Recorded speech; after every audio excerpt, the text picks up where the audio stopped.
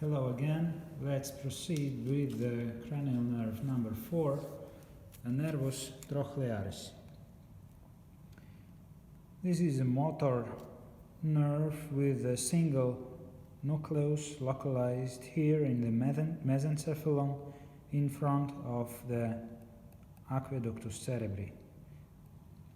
The fibers from this small nucleus passes around the aqueduct within the mass of the brainstem, cross the midline, and then escapes from the brainstem just below the colliculus inferior.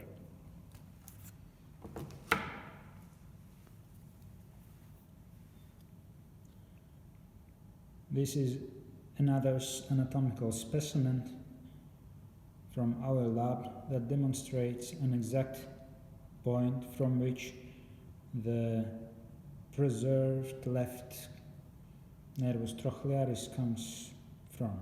The point just below the colliculus inferior. Then the nerve turns around the crus cerebri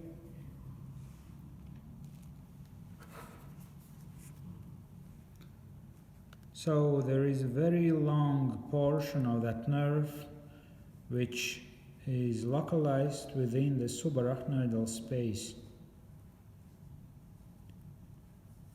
The most of its length within that space localizes exactly within the cisterna ambiens.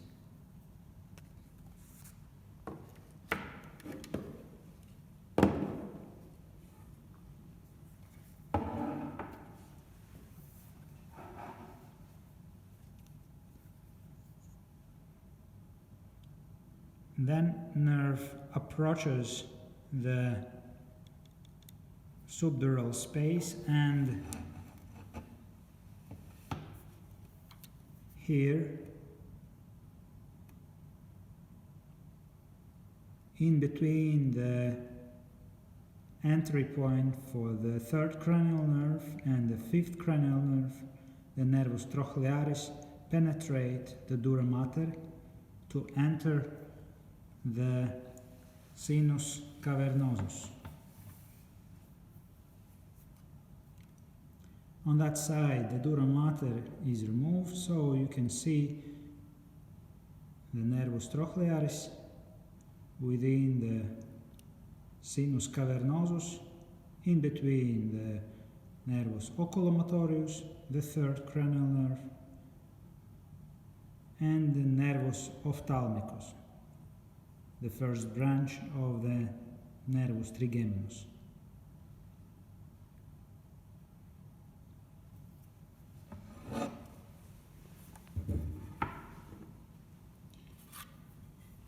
Like many other cranial nerves, nervus trochlearis also enters the orbit through the fissura orbitalis superior. Within orbit, nervus trochlearis innervates single muscle, which is musculus obliquus oculi superior.